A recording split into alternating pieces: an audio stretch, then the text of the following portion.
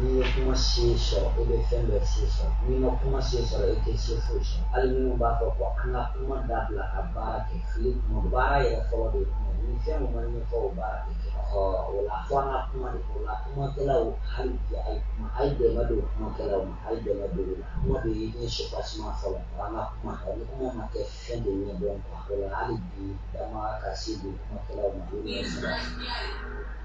wara fɔlen la ko i Traoré wa damele o lo fiya walima foya ma ɲɔgɔn bolo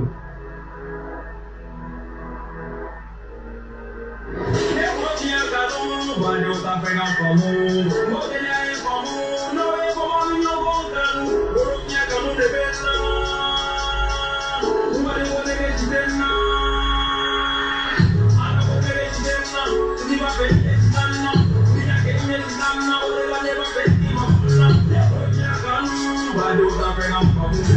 o gɛlɛya ye faamu n'o ye kɔmɔ ni ɲɔgɔn kanu o lo fiɲɛ kanu de bɛ n na mali ko nege ci bɛ n na ala ko nege ci bɛ n na n'i b'a fɛ ɲɛ ci tan na n'i y'a kɛ ɲɛ ci tan na o de la ne b'a fɛ n'i ma fɔ na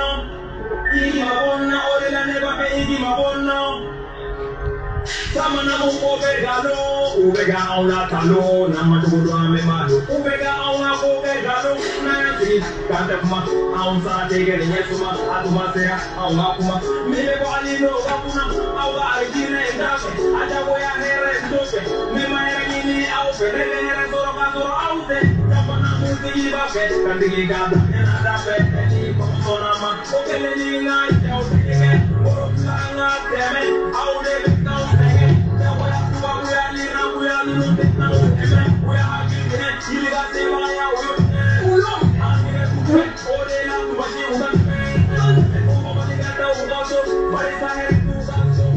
hotep au klobe ya ka jensenda mani de mangana no de radio Peace FM ama ka kele kono kele min de wole ko bemba o molo maugre ola abe ake to ayen doni tuma guna barang me ko bagala ola ambella me baga bela jelenfo ka fo au kloba ka radio la min soro sira o de bi kononto ani shekin murumuru shekin wala anga foli be bela jele mali kono ani mali koka ka anga technicien fo no anga senkola we draman tangara ka fo kosobe alere sababu la aklobe amankana sisa o kofe anga senkola maze chamsima kun ana barake nyogon ku bela jele fo an kono gen bagaw no de nama dumuya amuzis fa koli dumuya bela jele ka foli be yano ola anga foli be kata se anga chemogo ma olumunun kera sabuye ka nisira imbo anye no de anga chemogo dumbi fa koli fo kata se sira musa dumuya bayoro mali dunzo be togola frafina dunzo bela jele togola anga foli be fo bayangara isif tolba anaka chaduma o ko fe amanga jamana kantigi fo ka anga jamana nantigu bela jelen fo ola bi ambe kele kono sa mimi ke kenelo tumarenta and shekin kata kundo tumarenta ani kononton abalma ke flafe no de setigi chenti keta ani ankram goba kulogoto imotep dumuya ola ame kene kono tumaren kelen barodo amena ankara mogo la sene kasroka temena nga kuma dawi kulogoto himotep ini sene kene kono amba karamo ban felele setigi chenti keta nga fole bi ni lame ba bela jele ba me o bela jele karamo fa nga senkola draman tangara nga senkola nyon soro goma maze chemose makuno ale mon kaleno kan bla kafa ko ge kan tretila na fo mako Facebook o ambi airefo o ana kastafo aywa o kan kono ge mbago fo o temene ko anga kuru moloma bamu resigira na to dalendo kele ina bema moloma gure le chemin des ancêtres méritants ambe ya kuru sinfo bela jelen fo beba me o kan tiki to la no e boatu touré o tɛmɛnen kɔ an ka cɛmɔgɔ bɛ Bakari Konate an b'a fɔ an karamɔgɔba Tigiya Danbɛlɛ k'a fɔ ka an karamɔgɔ Tanota Majo Ture fɔ hakili kana bɔ Sufi Sar kɔ ka an ka nabi ɲuman fɔ n'o ye nabi ɲuman Sufi Sar ye an ka sigi o dɔnna siga foyi t'a la dɔɔni ti kɔrɔbɔ ko ye a fɔra ten ko su tɛ ko mɔgɔ ni dɔn ko cɛ siga foyi t'a la i bɛ mun dɔn i b'o de dɔn ni e ye taari ye n'a fɔra ko i ye ni fini kala cogo di i k'a ɲɛfɔ kɔnɔnafili ko tɛ o ayi kɔnɔnafili ko t'o ye siga t'a la Sufi Sar a bɛ sigi o dɔn o la a ka sigi o quartier ni mɔgɔ min fɛ ka taa i bɛ se ka weleli kɛ 71 a ka sigi o quartier cogo di 27 ni mɔgɔ mun ye sigo kɛ sigo fana ye ɲɛnamaya dɔ de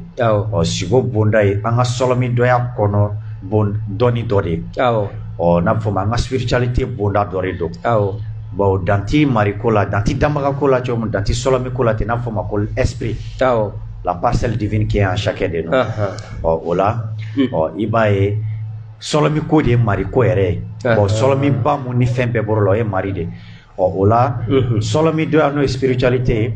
a dɔni dɔ de a kɔnɔ dɔni dɔ de ye sigo ye sigo yɛrɛ ye ɲɛnamaya fan dɔ de o la ni mɔgɔ mun mago bɛ i ye sigo kɛ i mago bɛ mun kɔrɔ la a ɲɛ dɔ kɛ i bɛ fɛ k'a dɔn mun ka di o tɛ dɛ sigo ye mun fɔ k'o lakale siga t'a la dɔɔni bɛ karamɔgɔkɛ in na n'o ye Sufi Sar o la ni mɔgɔ mago bɛ ka o kunnafoni na i bɛ se ka weleli kɛ 71 27 47 29 71 27 47 29 mais c'est ka pour une dernière fois 71 27 47 29 voilà me fole kondo ni an karamɔgɔ Turuɲuman nana na ba sampab dɔ ka fole voilà bi an bɛ le 6 8e mois 2022 wa fila ni 22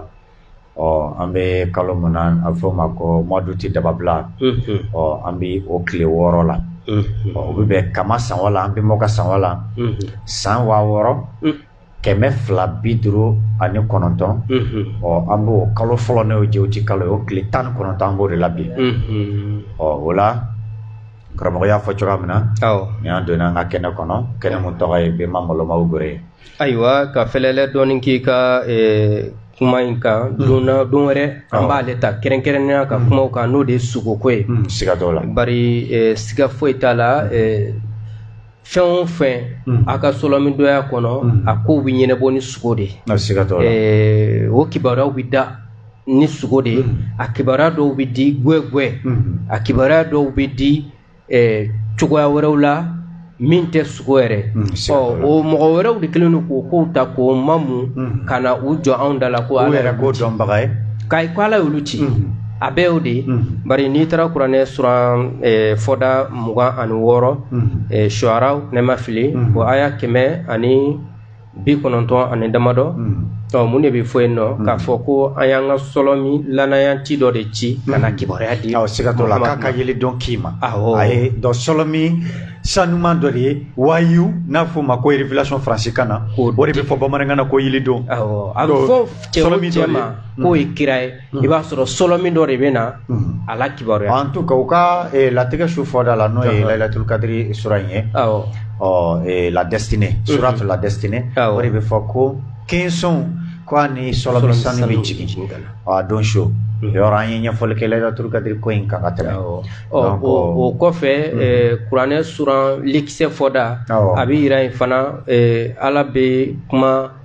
arabu ka ala a b'a yira k'a fɔ k'ale y'a ka sɔlɔmi a kelen ka adama da k'a da kɛɲɛ k'a y'a ka sɔlɔmi sanu fiyɛ a la n ye n ka sɔlɔmi sanu fiyɛ a la a b'a fɔ fana suratul Mariyama kɔnɔ k'a ye Mariyama denkɛ Isa k'a ye o dɛmɛ a y'o fanga don a y'o yeli don ni sɔlɔmi sanu ye siga foyi t'a la o la sugow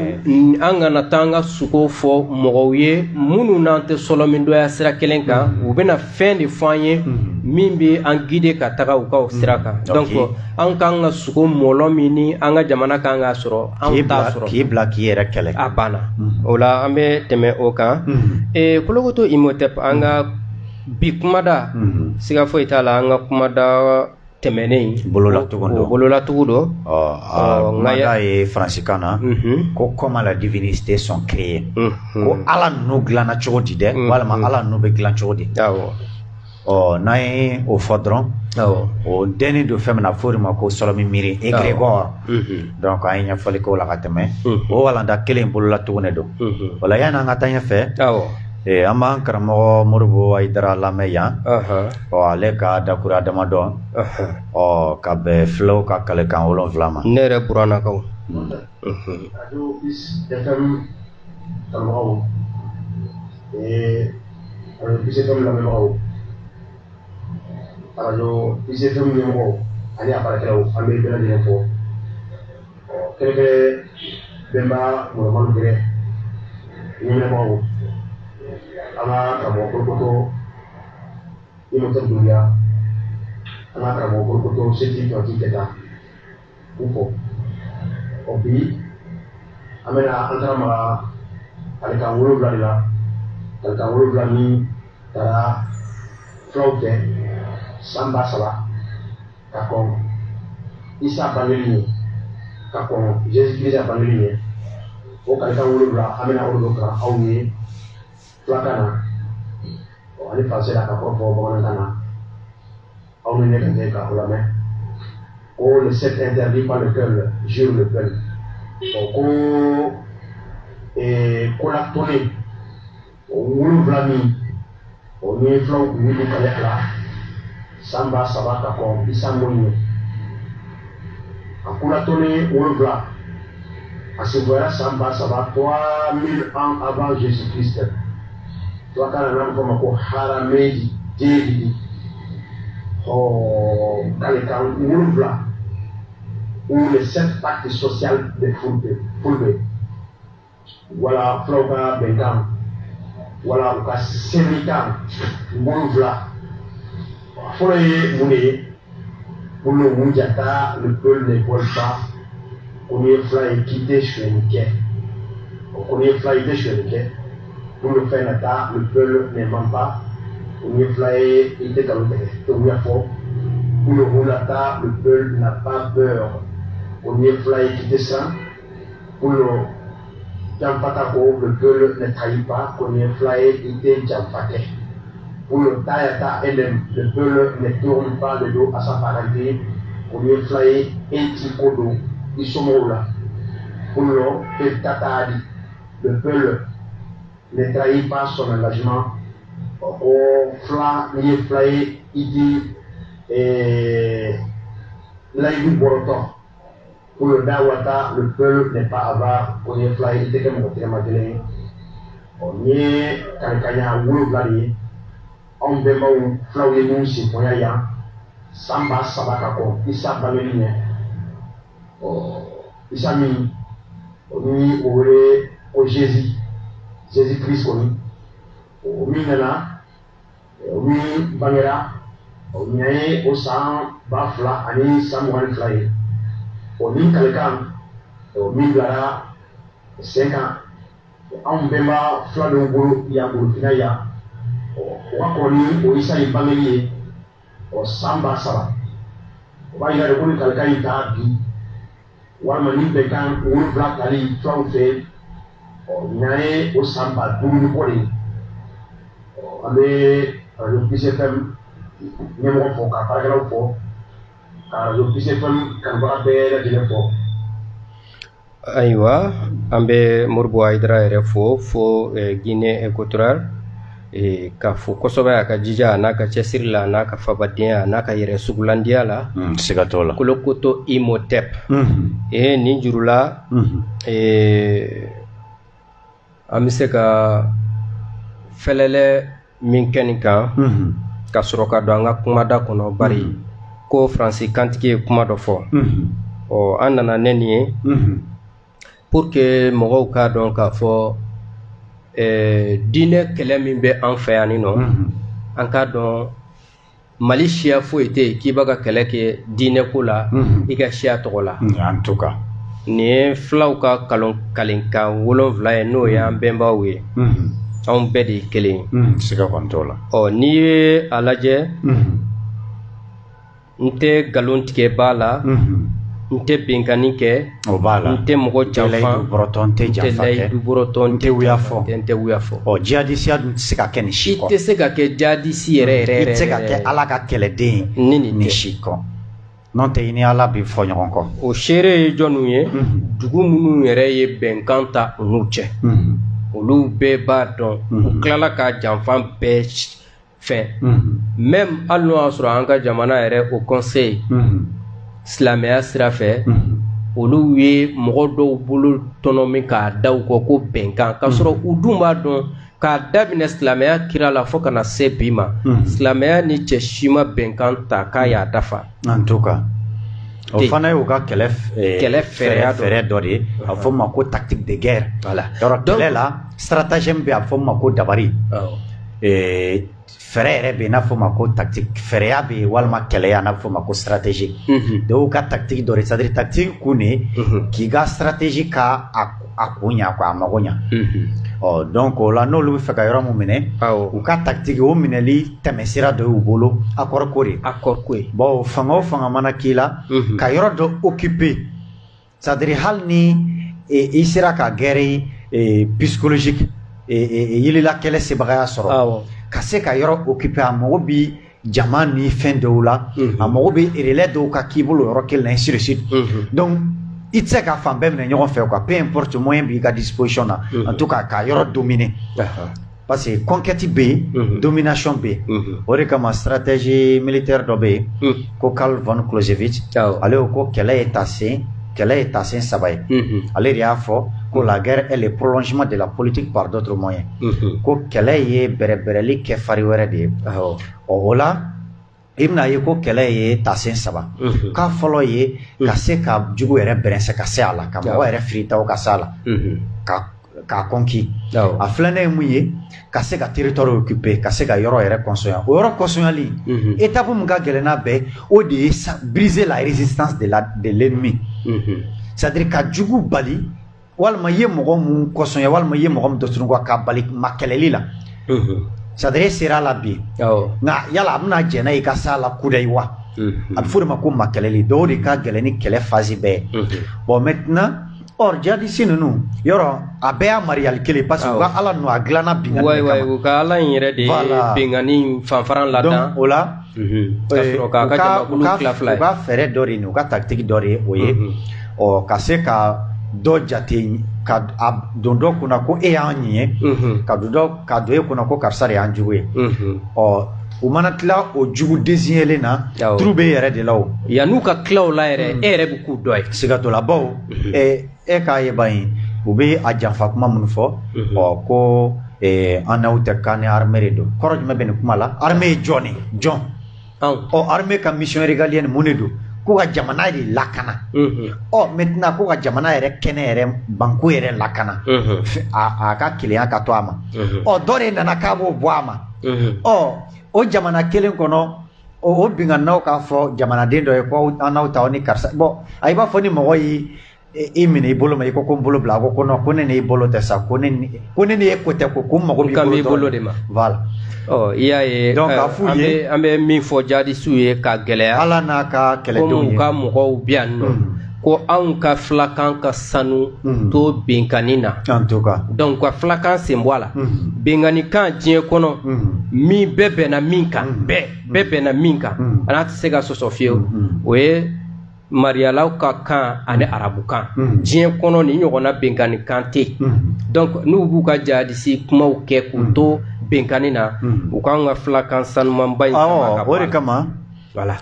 an baden minnu fana bi janfa la minnu kɛlen don ka tɔnw sigi janfa tɔn ala ka bingani dɛmɛni tɔn mariyalo faransina jankomaɲɔgɔnw dɛmɛ tɔn k'o sigi yan k'u b'o faridonya ni filaya ye bawo n'i ye golofiya fɔ golofiya an bɛɛ ye bɔsun kelen de ye mɔgɔya yɛrɛ bɛɛ ye diɲɛ kɔnɔ mɔgɔ wɛrɛ tɛ golofi ni golofi bɔnsɔn kɔ kolokotɔ dɛ k'i ɲininka o anw fɛ yan nɔ don jumɛn ye filatɔn ni maninkatɔn o kɛra don jumɛn en tout cas o kɛra walimiirina ninnu kɛlen kɔ ka fanga sɔrɔ an fɛ yan n'o tɛ n'anw ye farafinya fɔ farafinya n'i y'a kɛ fari ye a sinfɛnw de ye an ka siya ninnu ye siya ninnu a sigira laɲini mun kama a sigira maya molon la kanali de kama sadiri souveraineté mo ka yere tiga valeri préserver la sigiro de kama et puis an wa fa nga joko no be chogamna shin jamu nuye jo do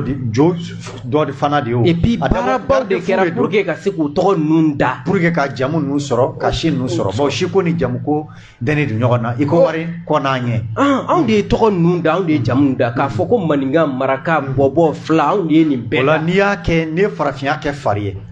ola maraka bolo maraka mun bi farafia do walma maraka mbaire kalama ali ba do ka foko femba ale ka maraka ya je o de to e flya o de to e dogone o de to e bamane o de to e boso ainsi de suite apana ni dogono ninga dogono mbaire kalama ali ba do ko femba ale ka dogono aje de ko de kasoka ya o de ni bon aberi bimba kele bonson kele solami do kele il fondo kele kan kele beret mbofo oh en serait en Afrique de l'Ouest la jomo fona donné do oh bon maintenant ni asama chogo chogo abita bla yoro kele ni la bon maintenant si ça ni mo ko kabi ni do de quoi faire il placé be fier imaye en kemetu e koloini sigiyoro ni mirina de faranyogon kan awma koloin ani mirina olu sera ka fɛn minnu lada n'o ye siya ye an m'an yɛrɛ wele o la fiye an y'an wele farafinya siga t'o la a bɛɛ b'o de kɔnɔ awɔ bon n'i ko sisan ko fari c'est à dire kunkolo dɔrɔn ti fari ye o bolo dɔrɔn tɛ o sen dɔrɔn tɛ a bɛɛ fari ɲɔgɔn kan o de ye fari ye donc an kan bɛ mun ma o de ye fari o de ye golofiɲɛ yɛrɛ ye a bɛɛ b'o de kɔnɔ filɛ in b'o de kɔnɔ maraka in nin bɛɛ b'o de kɔnɔ donc k'a fɔ gwana ninnu ye c'est à dire ces imposteurs minnu bolo ko u bɛ se ka buguri kɛ bɛɛ lajɛlen ɲɛ la k'u ka dɔwɛrɛ kɛ minnu tɛ kelen u ka bingani u ka mariyali c'est à dire u ka impérialisme a cogoya a dɔnna a kun dɔnna a minɛnw fana dɔnna voilà donc k'a fɔ ko i bɛna bɔ mɔgɔw ni sira wɛrɛ de cɛ ko kana i yɛrɛ kɛ siya ko dɔ kɛlɛbaga ye o b'a yira k'a fɔ e yɛrɛ tɛ siya ko in kalama de o tɛ foyi kalama la voilà donc foyi tɛ nin k'u la koyi silamɛya in a tɔ minnu sigilen don k'u bolo ja yelen don u ka kɛta n'u ka fɔta dugu ma ni kɛnɛ kan olu fana dɔnnen don o la karamɔgɔ an bɛ taa ɲɛfɛ kumada in komi a bɛɛ ye kumada kelen ye bon an bɔra ka ɲɛfɔli fɛn fɛn kɛ a bɛɛ ye nin kelen ye bon dɔw de y'u ka ala dilan c'est à dire ka pouvoir dɔ attribuer a la ka se dɔ di a ma ka sɔrɔ ka na fɔ k'u bɛna o imposer mɔgɔ tɔw kan donc olu ka o bingani fari walima olu ka o bingani birifini walima olu ka o bingani tɔgɔ o de ye ala ye o ni danbaga tɛ kelen fiyewu siga foyi t'a la n'i ye a lajɛ an filɛ nin ka kumaya min fɔ nin ye mɔgɔ min fɔlɔ ko ala a bɛ fɔ ko mɔgɔ min nana ala ko ɲɛ jira n'i ye o yɛrɛ fa tɔgɔ ta k'a lajɛ o ye abdulahi ko ala ka jɔn o ye ala jumɛn ye o ala ka jɔn yanni ale yɛrɛ ka na ale fa ye ala ka jɔn ye o ye ala jumɛn ale nana ala jumɛn yira voilà i b'a dɔn k'a fɔ ko ka divinité de don ale fana nana ale fana ka kɛlɛ n'a ka fɛn bɛɛ kɛra jumɛn ye o de ye divinité minnu dilannen bɛ u ka alikaba kɔnɔ n'o ye divinité 360 ni kɔ ye ale fa tɔgɔ dalen bɛ ala min na dɛ ka kabila tɔw bɛɛ ta kɛlɛ ka bɔ yen ko k'a to o ala in kelen dɔrɔn de batoli la o la i b'a dɔn k'a fɔ n'i y'a ye muhamadu fa ye tɔgɔ ko abdulahi wa muhamadu fana nana de ko ka ala tɔ ninnu bɛɛ bɔ yen k'a to ala de ma k'o de ye kelen ye bon i b'i yɛrɛ ɲininka o la ni divinité tɛ o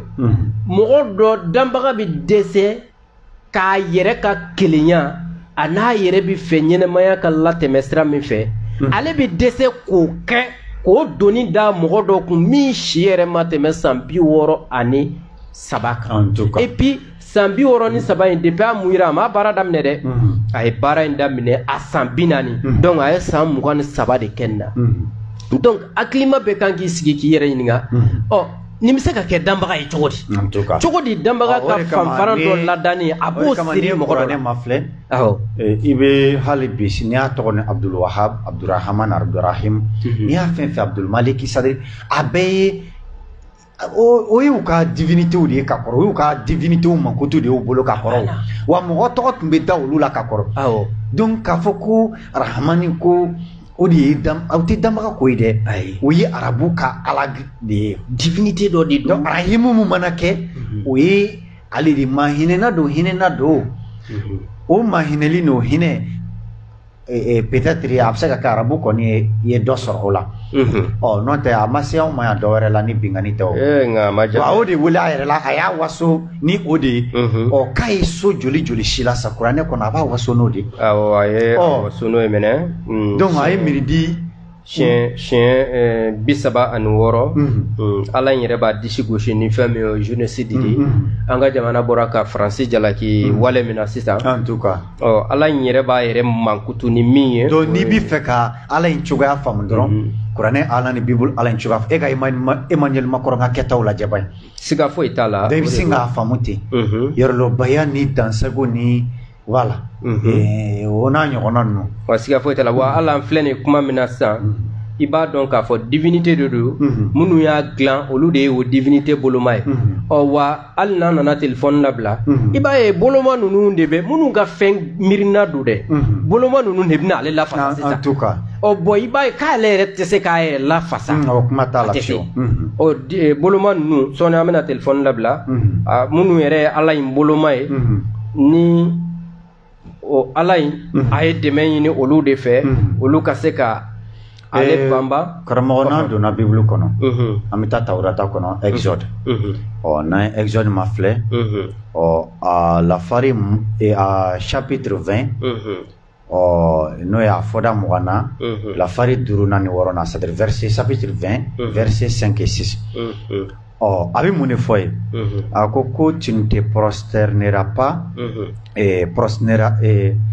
point tu ne te prosterneras point devant elle et tu ne les serviras point car moi l'Éternel ton Dieu je suis un Dieu jaloux qui punit l'iniquité des pères sur les enfants jusqu'à la 3e et la 4e génération de ceux qui me haïssent. Karamon lamede akoko iti tembiri ke uye ujume mogoro ka ala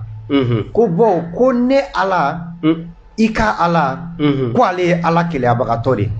ko ala kele abagatom be fauka klembale walma fauka keta nyangi bo deuna fo kari saba saba fo génération saba ko mogo munu mana ne lagoyanye c'est-à-dire mogo munu mana ne ala lagoyanye kombo olu ka mone bo u deuna fo siyorama saba fo génération saba abe mune fo tuguni Genèse chapitre 34 verset 14 aba fo intuguni Exode toujours aba fo ko tu ne te prosterneras point devant un autre Dieu car l'Éternel porte le nom de jaloux il est un Dieu jaloux donc abi se ko kuma kelne kan o kiti tembiri ke ala woreye aba fo tani bo ale ere ba ere ko ni ala woro bien quoi ayo ko ni voilà donc ko bo etan ale be kele ya quoi bon o wati kele na ni e tagaranya fait toujours abi mu fo Deutéronome kono Deutéronome chapitre 10 verset 14 akoko voici à l'Éternel ton Dieu appartiennent les cieux et les cieux des cieux la terre et tout ce qu'elle renferme et c'est à tes pères seulement que l'Éternel s'est attaché pour les aimer et après eux c'est leur postérité c'est vous qu'il a choisi d'entre tous les peuples comme vous le voyez aujourd'hui yayi donc keka ala de soni duguda ani son sans fait son o kale de obeda o wako o ale de au fau kanu o fau ko ka fau bonso fana kanu o muye awye o ko aye au sugandi mirindi berika iba fau nyamba la bichogaman donc yayi donc ni mɔgɔ miridi mun ye ala mun dilan i b'a ye ale ka miiri na sadara ale ka diɲɛ faamu bon ninnu de ye mɔgɔ ye minnu y'a yira k'a fɔ ko f'i k'i yɛrɛ ye sanfɛ f'i ka dɔ de y'i duguma pour que e k'a dɔn k'i ye sanfɛ mɔgɔ pour que e k'a dɔn k'i bɛ balo la quoi donc i b'a ye ninnu ka ala in o ala sugu fana de don siga foyi t'a la donc ale b'a danna tigɛ de k'a fɔ ko n y'aw sugandi ɔ a b'a fɔ bibulu fan dɔw fɛ ɔ ko ne de ye se di aw ma miridi tɔw kan wa ko ka fanga di aw ma aw ka u lajɔnya fana ka tila k'a f'u ye ko n'aw bɛ jɔnya kɛ aw kana na jɔn aw yɛrɛ damaw kɛ jɔn ye dɛ k'aw lamininen don minnu na dɛ k'aw olu minɛ k'o kɛ jɔn ye siga foyi t'a la bon Jésus fana b'a fɔ bibulu kɔnɔ fana k'ale ma na dɔwɛrɛ kama ka den ni fa fara ko ka denmuso n'a ba fara ka denkɛ n'a fa fara ka buramuso fila fara ko n'i ma i fa lagoya ɲɛ n'i ma kɛ ale fɛ ka tɛmɛ i fa kan ko i t'ale dɔn a ko celui qui aime Matthieu chapitre 10 verset 37 celui qui aime son père ou sa mère plus que moi n'est pas digne de moi et celui qui aime son fils ou sa fille plus que moi n'est pas digne de moi donc a b'o de fɔ ko n'i kɛr'i fa n'i ba fɛ ka tɛmɛ ale kan i t'ale dɔ ye n'i kɛr'i denkɛ walima i denmuso fɛ ka tɛmɛ ale kan i t'ale dɔ ye donc nin bɛ ka fɔ ala mun tɔgɔ la o bɛ se ka kɛ damaga ye cogo di kabako don tɛ kɔnɔrɔfili dan ye awɔ n tɛ yɛrɛlɔbaya dan ye siga foyi t'a la n'an taara kuranɛ kɔnɔ kuranɛ suran 3nan Imran kɔrɛ o aya 4nan i b'a dɔn k'a fɔ a bɛ 4nan na ka na se o kundonyɔrɔ la ala bɛna yira yen k'a fɔ ale ye taɲɔgɔn bɔ tigi de ye ale bɛ tasarali de kɛ donc sisan e yɛrɛ k'i sigi k'i miiri e n'i danbaga cɛ tasarali bɛ don e n'o cɛ cogo di cogo kɔni kɛcogo foyi t'o la tasarali bɛ i ni ɲɔgɔnna de cɛ wa e bɛ se ka ko kɛ i ɲɔgɔnna de la wa i ɲɔgɔnna dɔ de fana bɛ se k'a ta sara i n'a fɔ e yɛrɛ bɛ se k'i ta sara walima i bɛ kɛɲɛ k'i ta sara k'a fɔ ne ye taɲɔgɔn bɔ tigi de ye sisan n'an ye telefɔni labila i bɛn'u ka kuma min mɛn sisan non e m'a faamu safɛ a kan tɛ ale yɛrɛ ma a kan bɛ de n'i ye ko kɛ mɔgɔ la mais o sɛbɛnnen tɛ yan en tout cas ni hali n'o don ala de b'o fɔ wa e de b'o fɔ donc toujours kuma in bɛna segin ko kelen de ma toujours mɔgɔ in de ye ala ye voilà i bɛna ye mɔgɔ dɔ de ye nin kuma in boloma ye ɲɔ tɛ kuma yɛrɛ mɔgɔ de y'a sɛbɛn wa kɛlɛ de kɛra fana o y'a damana dɔ fɛ o dɔnni don donc k'a fɔ damaga kɔni kuma tɛ o kumakan don o kuma kɔni t'a la o la n'an taara kuranɛ suran suratul Isra 17 o aya 16nan ka taga i b'a ye a b'a fɔ ko ale ala de bɛ n'ale mago jɔra dugu min si la sali la n'a bɛ fɛ ka dugu min ci a b'o dugu mɛndiyantiw kɔnɔna yamaru yɔrɔ an kumana kan ka olu ka palanka kɛ a bɛ komi bi an farafinna mirindi la anw ka kalan n'o y'an ka dɔnniya n'an ka fɛnw kalifalen no mɔgɔ minnu ma olu de ye a mɛndiyantigiw ye a bolo sisan a b'olu kɔnɔna yamaruya jumɛn na miirina jugu jumɛn i n'a fɔ bi anw ka jamana bɛ jadisiya ala ka kɛlɛdenw ni ala ka kɛlɛkɛlaw ani mariyalaw ka kɛlɛdenw de ka janfan kɔnɔ nka bi mun de b'a ka ɲini k'o tɔ sinsin an ka denmisɛnninw kunna ni teleso dɔw b'a k'o film bɔ n'o de ye ko alitukuruwa alitukuru yɔrɔ o filimu in denmisɛnnin o denmisɛnnin b'o lajɛ foyi tɛ jigin a kɔnɔ a bɛ mɔgɔ dɔw ye olu ye kafiri ye a bɛ mɔgɔ dɔw ye olu ye silamɛ ye siga t'o la donc mun de bɛ jigin sisan ale alitukuru in na ye cogo min olu bɛ ka kabako min da a bɛ fɔ minnu ma kafiri ale b'a yɛrɛ ye de o kɔnɔna yamaruyali ye jumɛn ye o de ye k'a fɔ ko aw ka kan ka nin kɛ parce que a y'u hakili sanango ka jadisiya miirina in don la telesow fɛ teleso minnu ni a alimamiw n'a fɛnw n'olu ye ala ka kɛlɛdenw former n'a n'u labɛn n'a ye donc o b'a ka bɔ an fɛ an ka jamana kɔnɔ o sira ye sinima ni fɛn ninnu ye yilila kɛlɛ sira dɔw de don o de kama Recep Tayyip Erdogan n'o ye Turki kantigi ye a y'o de fɔ ko tɔnɔ dɔw walima sebaga dɔw bi sɔrɔ jafilɛ n'a fɔ ma ko sinima ani dɔn ni dɔnkili ninnu ani kusanya sira ninnu fɛ a bɛ fɔ ma ko ara ko mun t'i sɔrɔ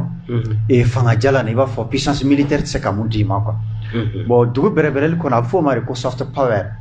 donc toujours fanga ɲini ko kelen ɲini don donc o glissetɔ dɔ de ye nin ye o yilila kɛlɛ c'est-à-dire o guerre cognitive kɛ sira dɔ de ye nin ye ka se ka aw bila yɛrɛ kɛlɛ la bon ni e sɔnna ko karisa ta in ni kɛli kan kan n'i dara la k'a fɔ ko mɔgɔ min bɛ ka bin kan k'a ka binkani kunbɛn yɔrɔ ma kɛlɛli t'o la a fɔ ma ko résistance t'o la ne yɛrɛ denmisɛnnin dɔ ɲininka n tɛ sɔn a ma o la e b'a ka nin film in lajɛ n ko yɔrɔ ne fana fɔrɔla kɛlɛ la e fana bɛ kafiriw faga tan dɔn a ko awɔ denmisɛnnin fitinin han a bɛ ten donc psychologiquement ba k'a labɛn a bɛ bɔ donc sisan e k'a ye n'i y'a ye an bɛ a fɔ ko bɔsugula kɔlɔlɔ de b'an kan dɔwɛrɛ tɛ nin n'a ɲɔgɔnnaw de don bon anw yɛrɛ de bɛ nin film ninnu ta k'a sous-titrer walima ka nin film ninnu ta anw yɛrɛ de b'a dala minɛ ka an yɛrɛ bagaya n'a ye k'an somɔgɔw bagaya k'an bɔsɔ bagaya n'o ye k'u intoxiquer bon a b'i b'a fɔ de mɔgɔ mun denbayatigi min bɛ yala ka pɔsɔni ɲini ka na n'a ye ka du ka dumuni na quoi denbaya ka dumuni na pɔsɔni dun man jugu ka tɛmɛ hakili o de don pɔsɔni ka sɔrɔ k'a fɔ ko ko n bɔra ni pɔsɔni dɔ ye fan dɔ fɛ ko nin pɔsɔni ka di ko ye c'est-à-dire ale ti mɔgɔ kelen kelen faga a bɛ bɛɛ de faga ɲɔgɔn fɛ siga foyi t'a la et puis i bɛ tila k'o denbayatigi in de kulekan mɛn ni jadisiw ye dugu min ci ka bɔ k'a b'a ka vocaliw ni nisɔngoyaw yira k'a sɔrɔ ale yɛrɛ bɛ k'a ka denbaya ale t'a dɔn k'ale jɔyɔrɔ bɛ o dilanni na k'o kɛ ala binkani na ka kɛlɛkɛlɛ denw dilan psychologiquement a n'a musow ni a ka denbaya n'o balimaw dilan k'u kɛ jadisiw ye ale yɛrɛ bolo elle tukuru min san ka taa a film walima kile u k'a lajɛ i bɛ ka jadisi dilan i fɛ yen de o bon tirikiw bɛ fɛ ka empire ottoman de recréer c'est-à-dire ka u ka famala kɔrɔ mun ni fangaba tun b'o la ni o de tun ye silamɛ jamanaw la walima yɔrɔ minnu bɛ wele ko silamɛ duw olu tun ka mara bɛ o kan c'est-à-dire Saoudia ni Liban ni a ɲɔgɔnna ninnu donc o fanga mun binna Première Guerre mondiale waati la olu laɲini ne k'o fanga lakuraya cogoya dɔ la walima cogoya wɛrɛ la cɛ kura ɲuman na bon hali ni yɔrɔ ma wele ko empire ottoman ni Tirikiw ka fanga de b'i kan a b'i b'a fɔ e bɛ u ka famala in de kɔnɔ toujours ka n'u ka empire ottoman ye o de kama fɔ ma ko le néo-ottomanisme walima ambition néo-ottoman o de bɛ Erdogan na o de kama i b'a ye hali Saoudia ni Qatar n'u y'a film in interdit u fɛ bawo k'a bɛ Tirikiw ka yanga de kofɔ donc toujours ko mɔgɔ ko de don donc Tirikiw bɛ fɛ voilà tuma min na u ka jamana tun ye silamɛya tanba ye voilà k'o fanga kelen in lakuraya voilà donc ka Turki denw dilan fɛ yan nɔ ka kɛlɛ kɛ denw dilan fɛ yan Turki tɔgɔ la quoi voilà Turki tɔgɔ la kolokoto ye motep o la an bɛ min fɔ an ka jamana kotigi ye min bɛ culture sira fɛ k'a fɔ a ye ko jamana yɛlɛmani baaraba de bɛ o kotigi in bolo nin sira in fɛ m'a fɔ u ka taga filimu u ye erreur ninnu kɛ fɔlɔ ka t'o filimu ninnu dilan dɛ bɛnba lagosi filimu ka t'olu dilan k'i yɛrɛ bɛndenw bila k'i bɛnbaw lagosi k'o de ye filimu ye i n'a fɔ u ye Bitɔn ninnu ni Damɔzɔn ninnu filimu tourné cogo min an m'o fɔ dɛ siya filimu ni siya ninnu an m'o fɔ dɛ u ye yɛrɛlagosi filimu de o filimu tourné cogo man ɲɛ hali Ertugrul ka fisa n'o ye bari foyi man jugu i yɛrɛ ka bi du yɛrɛ la n ko o de don yabe an bɔra ka yɛrɛ bagaya ko mun fɔ dɛ c'est-à-dire yɛrɛ empoisonné ko mun fɔ dɛ o kelen tɛ yan dɔ bɛna wari d'e ma k'i bila k'i yɛrɛ kɛlɛ siga foyi t'a la o la k'a fɔ jamana kolatigɛw ye k'a fɔ ko jamana jɔli jamana labaarali dakun kelen tɛ dakun caman de don nka daminɛ yɔrɔ de b'a la pour que i ka nɔ bɔ a daminɛ yɔrɔ ni mɔgɔw miirina ma falen ni hakililaw ma falen mɔgɔw yɛrɛ tɛ se ka falen dɛ voilà i n'a fɔ bi an bɛ an ka jamana kotigi fo min bɛ makangali sira fɛ ani ministre de la défense min bɛ kunnafoni service renseignement na an b'olu bɛɛ fo mais u k'a dɔn minɛn minnu bɛ san mɔgɔw de bɛna utiliser en tout cas mais ni olu psychologiquement n'olu mɔgɔw bɛ ka dilan jahadisiya miirina de la siga t'a la minɛn in bɛ ta en contre la don dɔ la o n'a tora jahadisiya ma o tɔ la i b'i ka jamanaden bɛɛ faga ni bɛɛ kɛra ye donc o la i b'a ye k'a fɔ ko yirila kɛlɛ in dɛ c'est-à-dire et ni dolo do ya kelen guerre psychologique walma guerre cognitive on ni o se soro dron walma ni fanga soro ola dron o di et iga victoire bi ke victoire irréversible c'est-à-dire iga victoire atike sebagaya masegini abike sebagaya tolé ama quoi sinon iga sebagaya abiki bolo d'essai ska foi tala parce que mineo minembe alna ka fo ki bi nu be faga dron tew minen nu jonne baga utiliser maintenant fara ko jadisia mirina baka dan aka jamana dun hakilina la don do la dore tew o minen kelen bota jamana kama mo damado bala o ma awbo abu fa ka demseni to beri glacisan ko kai quoi donc ni o wale ni o acte repository tout la bentolay do dona natola o nyogon jala kibina tlaka damine ko a dossier ka chana bossé aywa kasoro an yere ka yabedo an yere contrôle donc la kramo aywa kishini kunyogon kabe an ga bara no sinfunyale san kumbema yawo uyankili kolokoto na foma ko le championnat de la révolution o créera o san flab na dafa ma fo cogo wɛrɛ la bara nu ka kɛ bara sinfunyalen an bolo o bara o daminɛna o san fila dafara ka bɛn o san fila ma ɲaga bolo dalen don an bolo le 14 août 2022 n'o bɛ bɛn dimanche nata kunɲɔgɔn ma a bɛ kɛ cɛgɛn na kungoso la kele nata yin kuma bɛna kɛ o de kan spécialement an bɛ dɔ fɔ sigo ko in kan ka dɔ fɔ an yɛrɛ kunkilenna ni miirina ani laɲini mun bi an na hali n'a sɔrɔ a kuma bɛɛ o bi fan fɛ ka kele yɛrɛ sigo dɔrɔn kan spécialement ayiwa karamɔgɔ an ɲɛ bɛ o tuma kelen na panparan bɛ an ɲɛkɔrɔ quartier mun n'a sɛbɛnlen don a kan ko mouvance committee o mouvance committee ni y'a lajɛ sɛbɛnlen don a kan ko transmettez la vérité à la prochaine génération enseignez leur tôt ce que nous avons appris tard ko ka tuya latɛmɛ bɔnsɔnw ma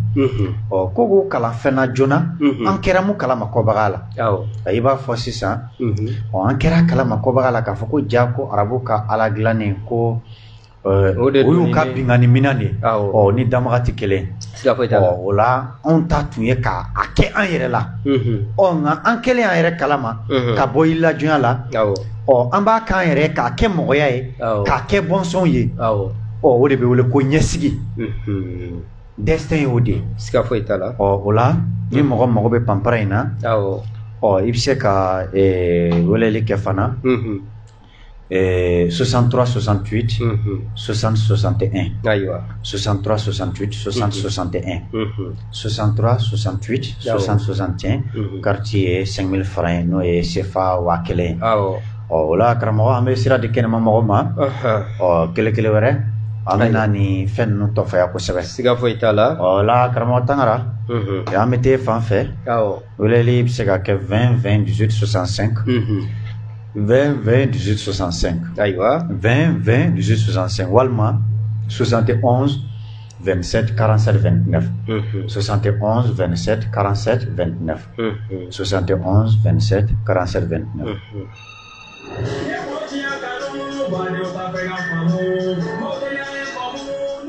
ayiwa ko dɔ bɛ nɛgɛ la an karamɔgɔ i ni tuma an karamɔgɔ awɔ i jɔcogo ɲɛ n'a bɛ weleli kɛ a b'aw yɛrɛ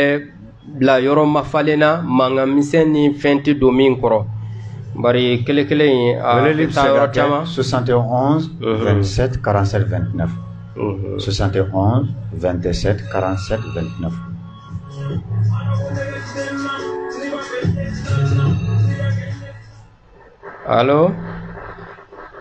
allo an tulo b'i la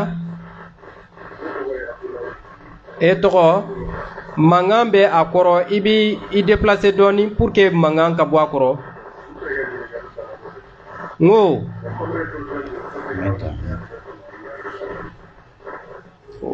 Aywa, tangara ambe karamɔgɔ dɔ lamɛn yan. Aywa, tangara. Aywa, karamɔgɔ. Allo, an tulo b'i la karamɔgɔ. Allo. Aywa, ale tagara.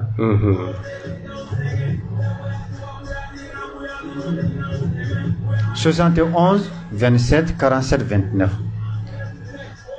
Aywa. Aywa, an tulo b'i la. Peut-être karamɔgɔ aw ni ko aw dan sɔrɔ. Anba. Aw balimakɛ Fakoli Sisoko. Awɔ. Fakoli Sisoko. An bɛ lamɛnni la komi seki ɛnfite da ko ne yɛrɛ tulo b'ala. Diyara an ye, an b'i fɔ. Ayiwa, an karamɔgɔ bi kumada. Karamɔgɔ aw ma foyi fɔ ni tiɲɛ tɛ o. Hali ni ye u ka film ninnu lajɛ silamɛ film ninnu n'i y'a jateminɛ i bɛ taa sɔrɔ a fanba bɛɛ bɛ yen u bɛ mɔgɔ minnu kɛ mɔgɔ jugu ye k'o ye kafiriw ye olu de ka fini don taw ye finman ye donc o yɛrɛ hali yi k'a da o dɔrɔn ma a bɛ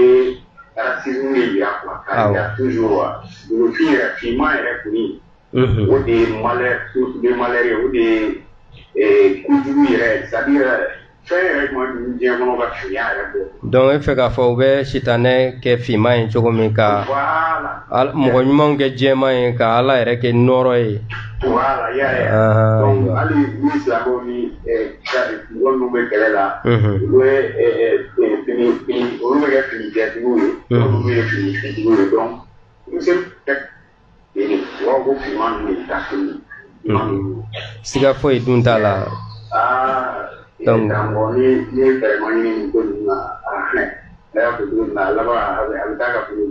siga foyi t'a la, an b'i fo. Siga t'a la, fɛrɛ sɔrɔla la ka ban bawo a dɔɔni de ka gɛlɛn. O la an b'an karamɔgɔ fo k'a Sisoko k'a Fakoli. Ayiwa, ko dɔ bɛ nɛgɛ la, Tangara dɔ bɛ fan fɛ yan. Ayiwa, weleli bɛ se ka kɛ 71 27 47 29. 71 27 47 29. A tulo b'a ka kɛlɛ mandi de la n'o de ye Peace FM min bɛ kɛ samedi o samedi radio Peace FM na 18h 19h tumaren kelen baro do a bɛ kɛ golofiya ɲɛfɔli ni golofiya lafasali k'an ka bɔ mɔgɔ wɛrɛ k'an ɲɛfɔ k'an ka bɔ o kɔnɔ an yɛrɛ de k'an yɛrɛ ɲɛfɔ k'o de ji b'an jɛ. Ayiwa, weleli bɛ se ka kɛ 71 27 47 29.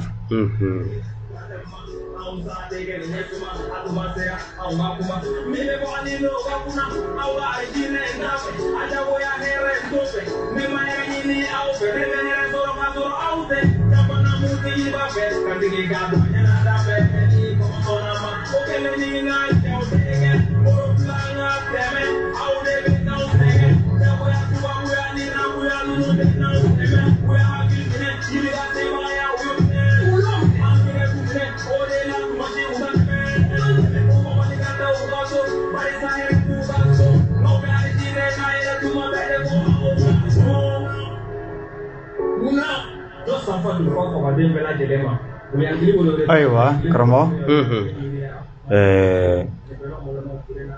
Fereke dɔ bɛ fixe la.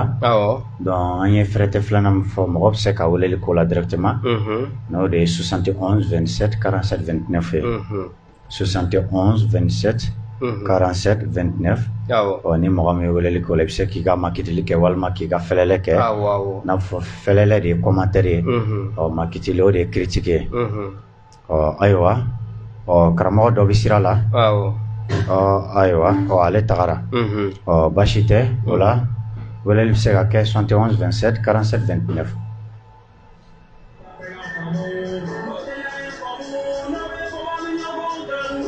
Ayiwa, karamɔgɔ an bɛ dɔ ta yan. Oui, allo. Allo, an karamɔgɔ. An tulo b'i la, an karamɔgɔ. An ba, i ka kɛnɛ. Ayiwa, i bɛ kɛnɛ kɔnɔ. Ne fa ɲininkali min kɛ aw ka ala yɛrɛ bɛ min fɔlɔ. Ala. Aw ka ala ye. A bɛ min? Yɔrɔ jumɛn na? Ka kɛ yɔrɔ jumɛn na? an ko ala dɔ de b'an bolo a ko daba masa ko daba ala de bɛ anw tan ye ayi de an ko ala de an m'a fɔ daba masa an ko ala de an ko de Abdulayi tɔgɔ dalen tun bɛ ala min na an y'o de fɔ an y'o ala in de fɔ n'anw y'o de fɔ i ye émission lamɛn wa sisan karamɔgɔ allo karamɔgɔ ne fɛ ka ɲininkali mun k'i la émission kumada ye mun ye o de ye k'a fɔ ko ala ninnu dilanna cogo di dɛ o la an ka ɲɛfɔli ye mun ye o de ye k'a fɔ ala ninnu mɔgɔw de ye a dilan o ni danbaga tɛ kelen ala ninnu ye divinitew de ye n'o y'a sɔrɔ e ma sɔn o ma dalu b'i bolo k'a yira k'a fɔ ko par exemple kuranɛ kɔnɔ ala mun bɛ ka fɔ ye ko danbaga don i b'o dalu de fɔ sisan bibulu n'i bɛ bibulu de dɔn n'a sɔrɔ i bɛ bibulu dɔn i bɛ na ni dalu ye bibulu kɔnɔ k'a fɔ nin de b'a yira k'a fɔ bibulu ti chrétienw ka ala dilanni walima juifu ka ala dilanni bibulu ye danbaga yɛrɛ de i bɛ na n'o dalu ye ani kuranɛ ayiwa ale tagara o la ni mɔgɔ min bɛ don makitili ka d'an ye kosɛbɛ makitili bɛ kɛ ayiwa an bɛ dɔ ta yan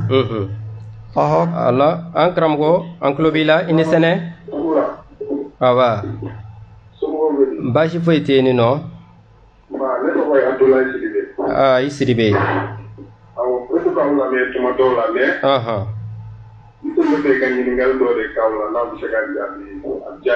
ni ɲininkali in bɛ kumada in kɔnɔ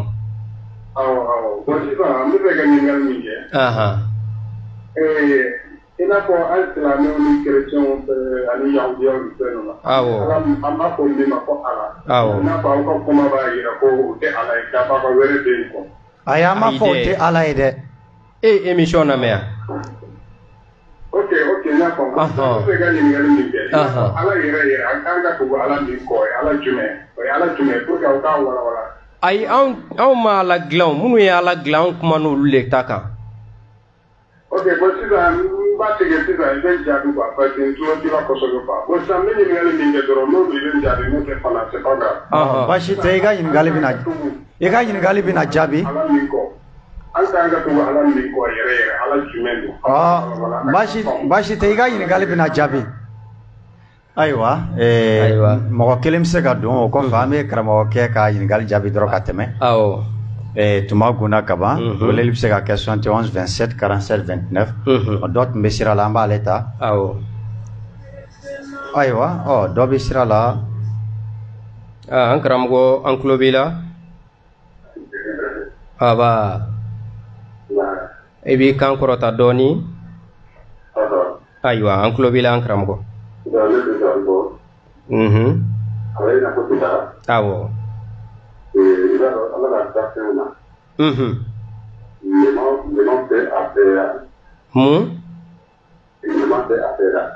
ala jumɛn ka danfɛnw ala jumɛn ala jumɛn fɔlɔ ala jumɛn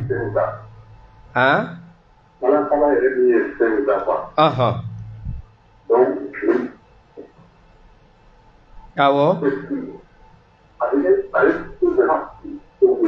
ayiwa kuma tɛ k'a ɲɛ ye kosɛbɛ awɔ an tulo b'i la o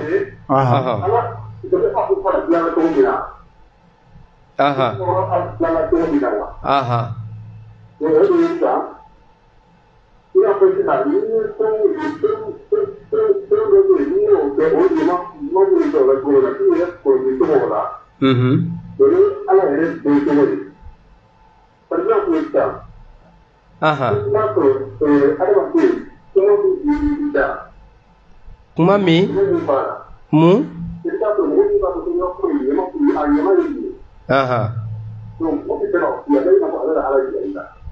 donc ɲama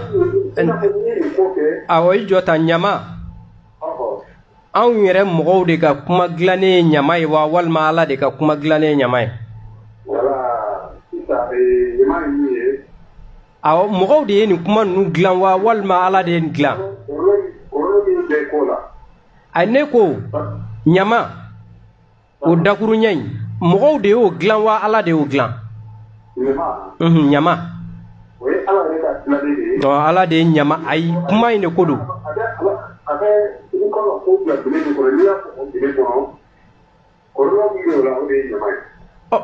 Mo de mo o acting ka fo ko nyama wa. Donc mo de ka fen.